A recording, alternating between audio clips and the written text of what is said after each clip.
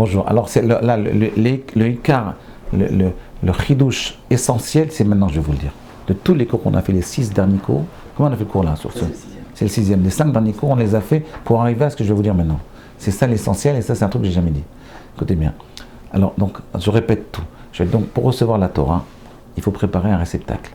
Ce réceptacle, c'est le moi. C'est construire un moi qui est adéquat à recevoir la Torah. En sachant que cette Torah-là, elle est individuelle, chacun il la prend à sa façon. D'accord? Comment faire? Alors, donc, comment faire pour construire ce moi? Il faut d'abord prendre conscience de quoi il s'agit. Donc, ce moi, il est constitué de 3 parties. Une partie superficielle qui est le conscient, une partie plus profonde qui est l'inconscient d'après la compréhension des psychologues et des psychanalystes. Ça veut dire l'inconscient, le résidu de toutes nos expériences qui se sont déposées sur moi, consciemment ou inconsciemment. D'accord? Ça, c'est 90% de notre être. Et on a dévoilé qu'il y avait une 3e partie, qui est la partie que les psychologues ne parlent pas, donc ils l'ont même pas vue. C'est une facette qui est très profonde en l'être, en l'humain, qui est la facette qui est l'inconscient kadosh. D'accord? C'est un inconscient kadosh.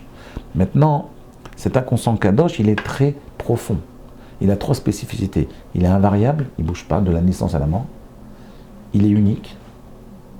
Et il est toujours kadosh. Il ne se salit jamais. Il est unique, c'est-à-dire chacun il a un moi kadosh différent.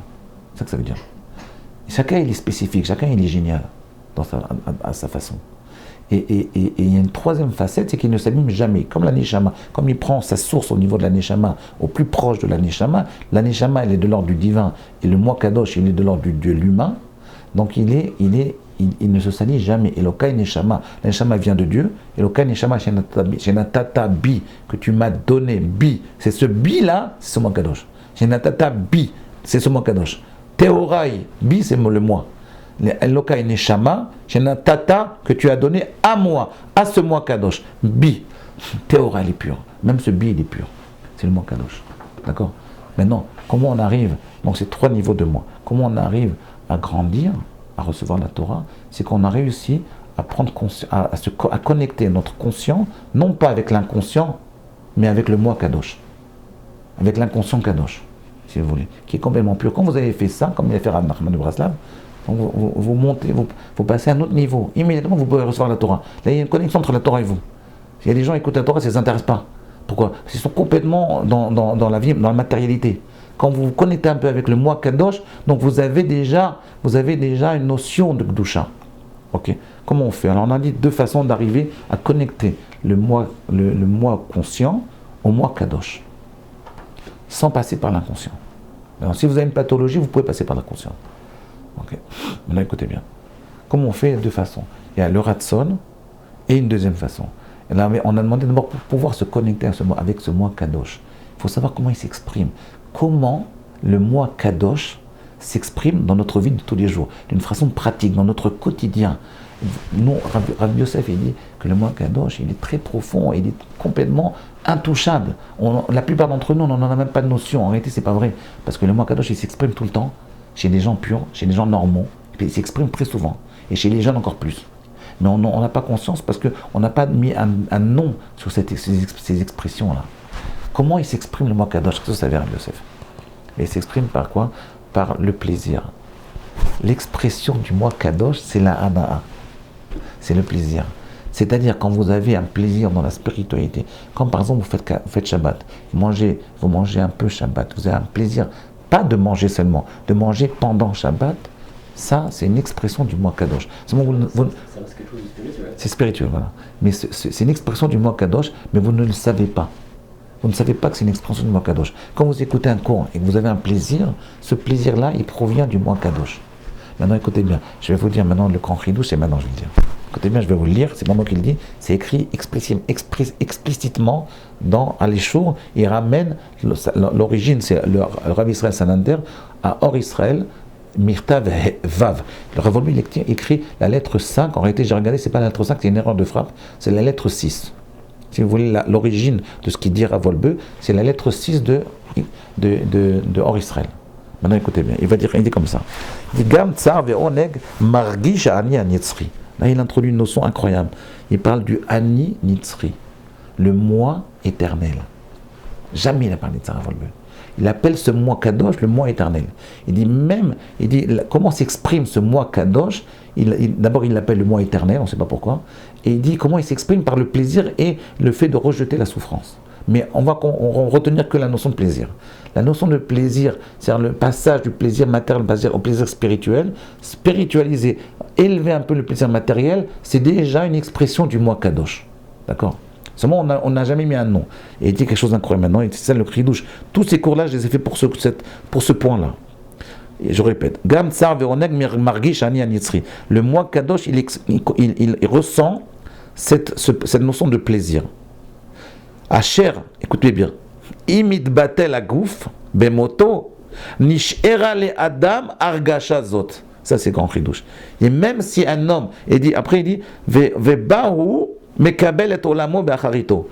Et il dit un truc incroyable, il dit quelque chose d'extraordinaire. Il dit que ce plaisir-là, que vous ressentez quand vous faites quelque chose qui est de l'ordre un peu du spirituel, vous faites une mitzvah, ou vous faites un don, ou vous étudiez la Torah, ou vous faites Shabbat, ou vous mettez les tefilines, ou vous souriez à quelqu'un pour lui faire plaisir, ou vous faites du chesed. Il dit ce plaisir-là, c'est un plaisir qui, même après la vie, il continue à exister. Et là, il dit c'est ça votre Olam Haba. Il dit qu'en réalité, le plaisir, c'est l'expression du moi profond, mais c'est également la résultante, la conséquence, c'est le fruit, ça va être le fruit de votre moi, même après la mort. C'est ce qui va rester après la mort. C'est-à-dire la seule chose qui reste après la mort, c'est ce plaisir-là.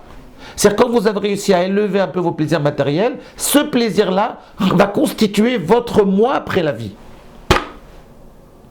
C'est énorme. Ça veut dire quoi? Ça veut dire qu'en réalité, quand vous faites le kaddish devant quelqu'un, qu'est-ce que c'est son moi? C'est qui votre père, le type qui a perdu son père ou sa mère? À qui il fait le kaddish? Il fait le kaddish à ce moi-là éternel qui vit. Mais qui vit à travers quoi? Ce moi-là, en réalité, il est énorme s'il a eu beaucoup d'élévation de ses plaisirs. C'est une concentration de tous ses plaisirs. De tous les plaisirs qu'un homme il a réussi à élever un petit peu du matériel, à faire décoller un peu de la matérialité, dès qu'il y a un plaisir qui n'est pas matériel, ce plaisir-là va constituer son Olam Haba. C'est ça le Olam Haba d'un homme, c'est le plaisir. C'est pas moi qui le dis, c'est écrit explicitement. On dit comme ça, Adam l'onivra, un homme n'a été créé, et là, l'Eitaneg el Hashem. Le Messiah Tisharim il dit, un homme il a été créé, et là, l'Eitaneg el Hashem. Uniquement pour jouir de Dieu. Parce qu'en réalité, dans le monde futur, qu'est-ce qui va nous rester? Que les plaisirs qu'on a réussi à élever et qu'on a réussi à sauvegarder de notre vie présente. C'est-à-dire que le but de la vie, écoutez bien ce que je vous dis, le but de la vie, c'est d'avoir du plaisir à faire les mitzvot. Et si vous avez du plaisir à faire des mitzvot, c'est votre moi éternel et c'est votre Olam Haba. Votre Olam Haba, c'est quoi? C'est les plaisirs que j'ai réussi à élever dans ma vie. C'est ça le Olam Haba. Plus que ça. Écoutez bien, c'est plus que ça. Ça veut dire qu'en réalité, c'est énorme. C'est énorme. C'est-à-dire qu'un homme... Alors écoutez bien ce que je vais vous dire là. Écoutez bien ce que je dis, mais ne m'arrêtez pas au milieu. Ne dites pas Rav Rajden, il a dit ça sans me dire la suite. Si un homme il fait une mitzvah, il n'a pas de plaisir, il a un salaire, mais il n'a pas de Olam Haba. Alors pourquoi il le fait? Ah, il ne faut pas le faire. Si, il faut le faire. Il faut le faire même si vous n'avez pas de plaisir. Pourquoi? Parce que pour avoir du plaisir dans les mitzvot, il faut une éducation. Il faut s'habituer. C'est comme le vin. Quand vous buvez du vin pour la première fois, c'est amer. Il faut apprendre. Il faut apprendre à apprécier le goût du vin, le goût du bon vin. Et bien les mitzvot, c'est exactement comme le vin. Ça veut dire qu'il faut apprendre à apprécier et à jouir de la puissance d'une mitzvah. Et ça prend du temps. Ça ne se fait pas tout de suite. Au début, quand vous priez, vous n'avez aucun plaisir. Mais c'est pas grave, il faut continuer à prier. Pourquoi? Parce que quand vous allez continuer à prier avec le temps, la tefila va vous procurer du plaisir. Ce plaisir-là, c'est votre Olam Haba. C'est votre acquis éternel. C'est vous. C'est votre personnalité.